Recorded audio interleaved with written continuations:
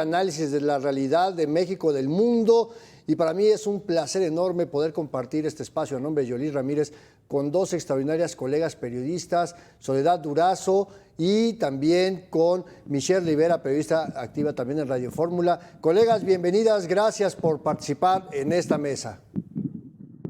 Gracias, Andrés. Un placer, buena tarde. Pues el tema, pues no hay de otra.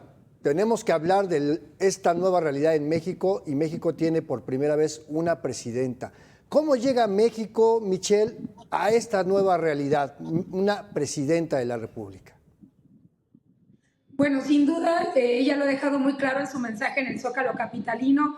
Es histórico, una votación histórica, luego de 200 años, pues llega a la presidencia una mujer. Sin embargo, yo quiero resaltar justamente lo que pasaba hace minutos, que escuchábamos a Ignacio Mier y que refleja algo que debe quedar atrás. A ver, esto de que se van a aprobar las reformas, todas planteadas por una legislatura que va a pasar y que planteó un presidente que va a quedar ya en la historia en unos cuantos meses a la nueva legislatura y que será votado además no solamente queriendo demostrar este músculo tan contundente de la mayoría, pero además dejando de lado que hay una mujer presidenta, hay una nueva presidenta en México. Yo creo que ese es el escenario en el que llega Claudia Sheinbaum y que sin duda es un reto muy importante.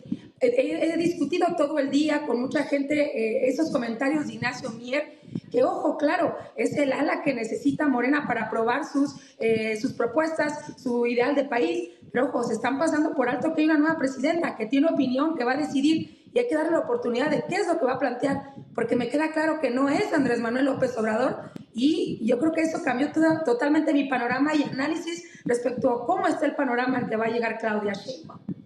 Así es. Soledad, ¿cómo lo ves tú en esta parte? De entrada llega muy legitimada, Andrés, Michelle, llega muy legitimada por el amplio respaldo que recibió en las urnas. Sí, trae, por supuesto, también, y es muy importante, un bagaje académico muy respetable y en el que podemos tener algo de esperanza. Me gusta pensar en la Claudia Sheinbaum, aquella que desde el gobierno de la Ciudad de México se actuaba diferente a lo que indicaba Andrés Manuel López Obrador.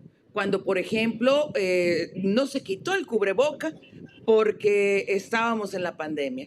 Cuando, pese a las indicaciones o sugerencias, no lo sé, o quizá no hubo ninguna de las dos, pero pues hay mensajes claros en la actitud o hubo en aquel momento mensajes claros en la actitud del mandatario. Ella también optó por las pruebas rápidas, lo recuerdan, en la Ciudad de México.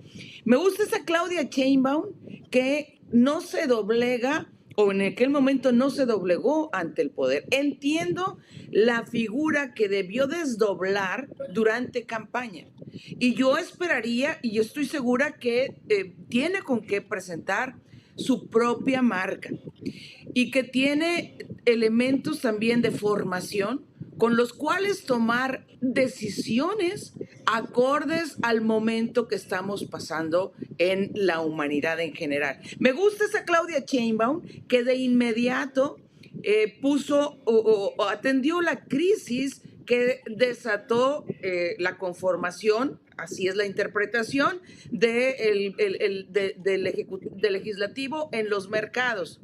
Y esta promesa de conciliar. Efectivamente, Mier esta mañana, bueno, mañana para Sonora, de alguna manera volvió a mover los mercados y tuvo que salir después, Monreal, perdón, se me escapaba el nombre, para de alguna manera tratar de componer un poco las cosas y bajar el nerviosismo. En este caso, creo que se está actuando de manera adecuada. Lo mismo considero que actúa de manera adecuada con el tema de la ratificación del secretario de Hacienda. Son mensajes que tienen que mandarse a los mercados en este momento para provocar cierta tranquilidad y, por supuesto, apostarle a la certidumbre que pueda dar el gobierno de México a los mercados internacionales. Así es, así es. Y déjenme darle la bienvenida, y también me da mucho gusto tenerla aquí en esta mesa, a Pamela Cerdeira, periodista, conductora en MBS Noticias. Bienvenida, Pam. Y bueno, pues para ponerte en ambiente, déjame, pues ya sabes que soy un poco provocador, pues llegaste tarde, te aviento la pregunta. Tienes razón lo que decía Soledad, de que vemos una Claudia Sheinbaum que no nació ayer. O sea, no es una política que inventó este presidente actual.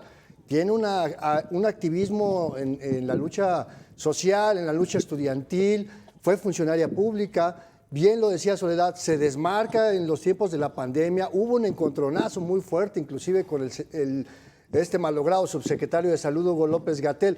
Pero ¿tú cómo ves, Pamela, esta nueva realidad de tener una presidenta que pareciera que ese primer reto que tiene es desmarcarse del hoy presidente? Muchísimas gracias, te doy saludo y saludo también a mis compañeras, me da muchísimo gusto coincidir con ellas. A ver, es una gran pregunta. ¿Por qué tendría que desmarcarse de López Obrador? Primero, y quiero separar dos cosas en esta idea que tengo yo, me emociona muchísimo que tengamos una mujer presidenta, muchísimo. Creo que como mujer todas, bueno, muchos estamos de acuerdo en que la representación es importantísimo. Yo creo que no hay que ser mezquinas con un lugar en la historia que está ocupando Claudia Sheinbaum. Ser la primera mujer presidenta de México es importantísimo y ese lugar en la historia no se lo podemos negar.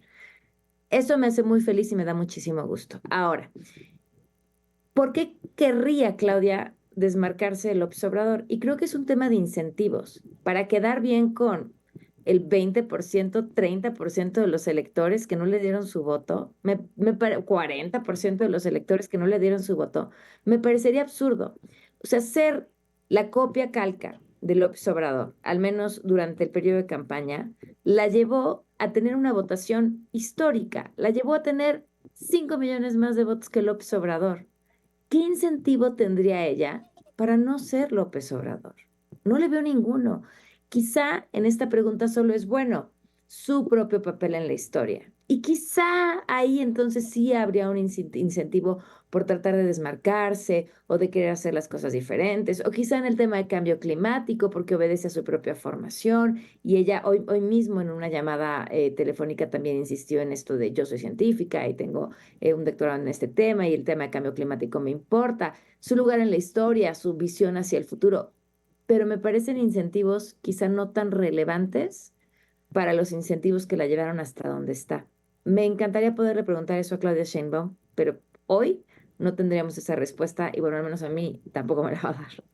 Claro, y me parece muy relevante esto que dices, Pam, de que ella llega con una mayor legitimidad que el propio Andrés Manuel López Obrador, sin tener el carisma que tiene López Obrador y con esa permanente acusación de que ella era la sombra de un hombre cuando ella, insisto, ella viene de una historia propia que bueno, se inserta en un modelo político, en un grupo político, pues al que tiene que darle esa congruencia. Y yo estoy de acuerdo, no tiene por qué desligarse del movimiento que la llevó a la presidencia. Y ella fue muy clara en ese sentido.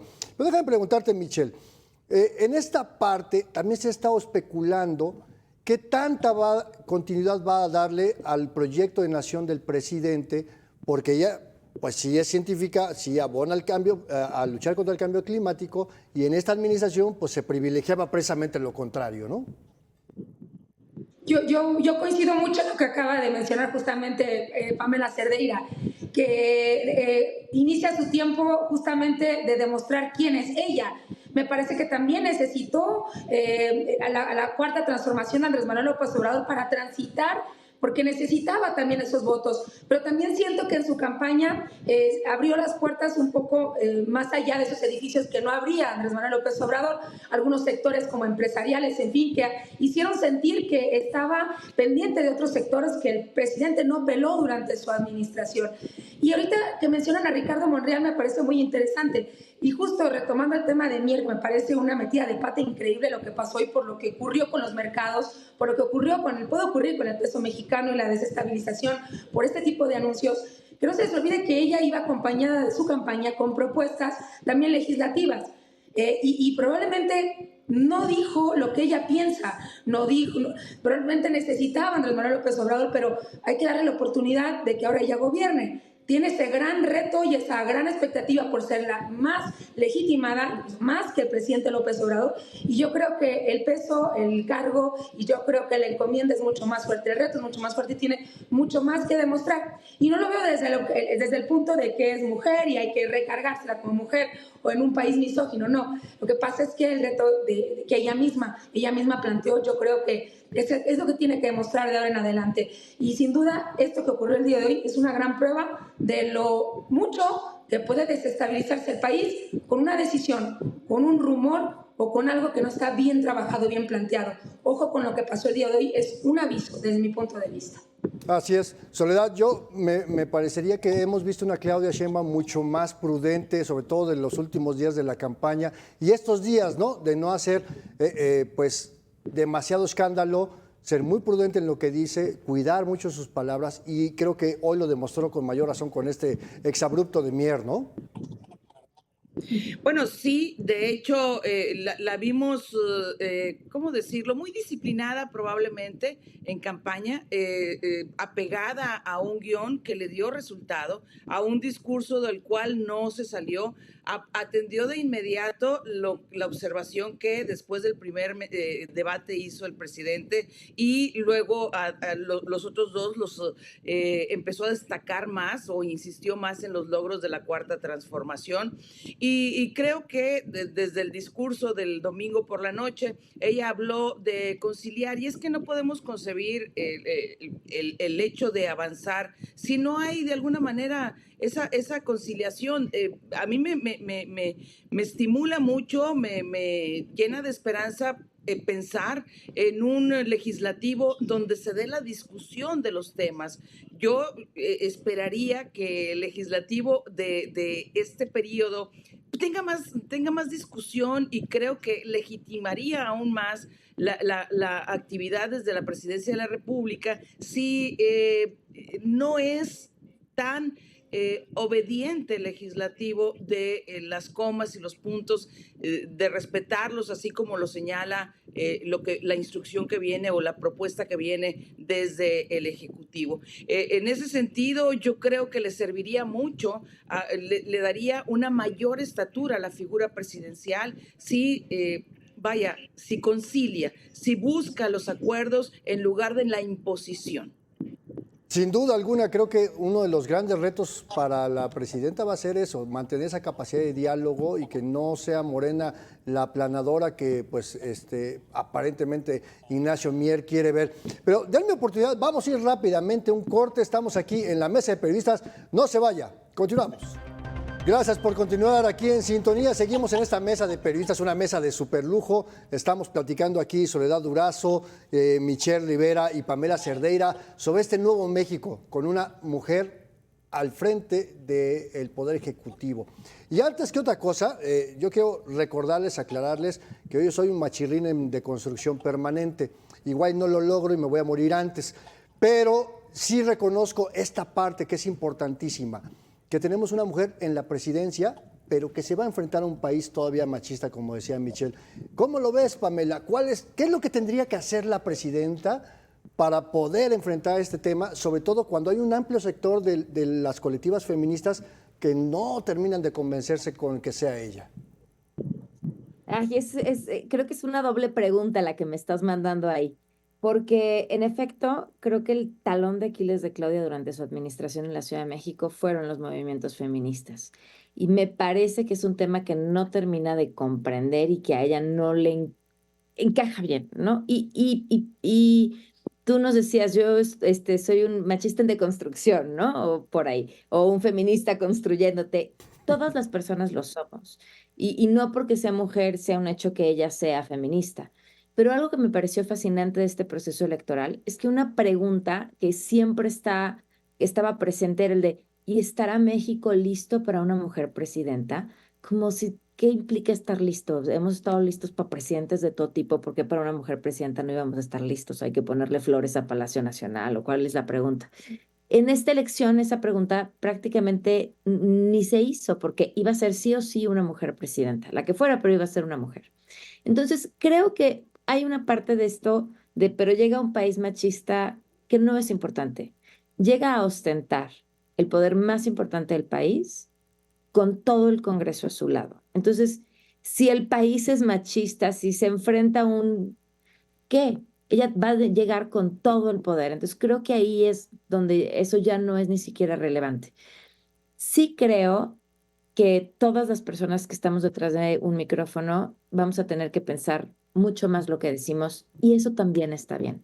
Y sí creo que también ahí todas las mujeres que estamos frente a un micrófono o una cámara de televisión podemos apoyar en en tener mucho cuidado que esos juicios que se hagan sobre su actuar, como deben de hacerse sobre cualquiera que esté en el poder, no lleven ese sesgo machista, que no la juzguemos con esa vara mucho más alta con la que se nos juzga a las mujeres.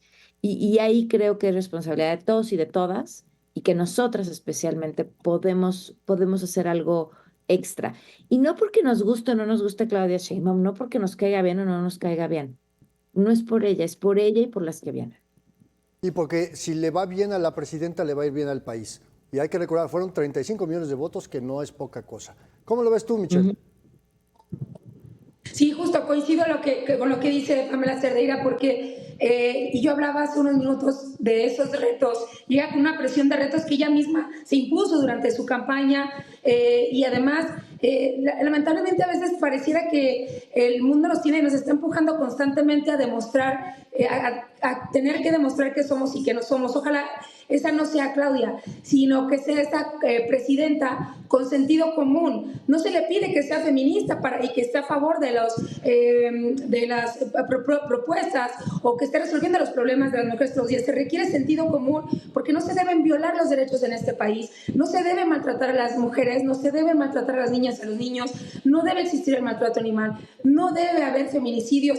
Más que nada necesitamos sentido común para gobernar nuestro país, que deben eliminarse los brotes de violencia, que se debe implementar una estrategia de seguridad acorde en cada zona, sin continuar a lo mejor que se implementó que ya sabemos no funcionó. Yo creo que justo no debemos ponerle una máscara de feminista a una presidenta, necesitamos una presidenta con sentido común y con mucha empatía, sobre todo para resolver los problemas que tenemos en estos momentos. Y aunque el presidente asegura no los tenemos, claro que lo tenemos, los vivimos todos los días y los números de las fiscalías y su propio Secretariado Ejecutivo de Seguridad Nacional nos lo dicen todos los miércoles o los martes cuando ofrecen una conferencia de prensa. Entonces, yo creo que lo que más debemos pedir de ella, o lo que yo espero al menos de forma personal o como periodista, es justamente eso, empatía y sentido común. Y estoy segura que iniciando con esa base va a empezar a solucionar muchos de los grandes problemas que tenemos en el país. Y no estoy pidiendo una presidenta feminista, solamente eso, es una presidenta con empatía y con sentido común, mucho sentido común sobre todo. La primera presidenta no tendría que ser feminista de facto, ¿no? Pero sí esa empatía que menciona Michelle. ¿Tú cómo lo ves, Soledad? ¿Hay posibilidad de que haya ese acercamiento en todos los sectores sociales y que los medios también tengamos esa capacidad y madurez, porque también la necesitamos, de criticar a la persona funcionaria pública, no por su condición de sexo, ¿no? Yo creo que habría que centrarnos en lo productivo que va a ser, bueno, ya cuando esté en el gobierno, qué tan productiva está siendo su presidencia y qué tan ejecutiva también está siendo.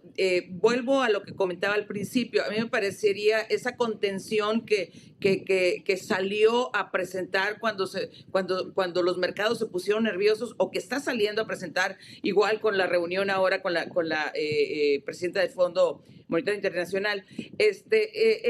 Eso habla bien de una capacidad de respuesta inmediata, ¿sí?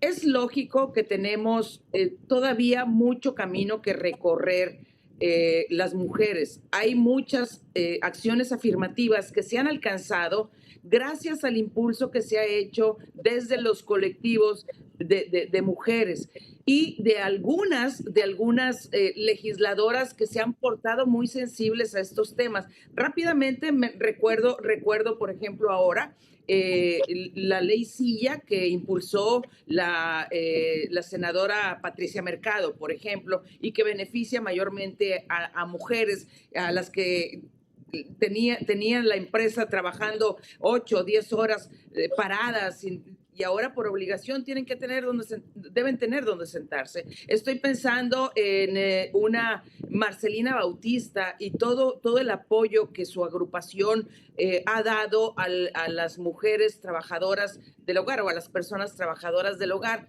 y cómo en esta legislatura o en esta administración se nos obliga a tener a las personas trabajadoras del hogar en el Seguro Social. Son acciones afirmativas que benefician principalmente a las mujeres. Hay un tema pendiente y es el tema de cuidados, que ha empezado a avanzar o ha empezado a tocarse y a atenderse gracias a lo que se impulsa desde los colectivos, y creo que en eso tendrá que poner mucho énfasis la nueva presidenta.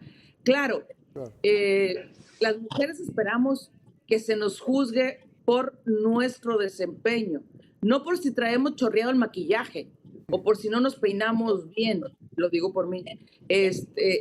Sí,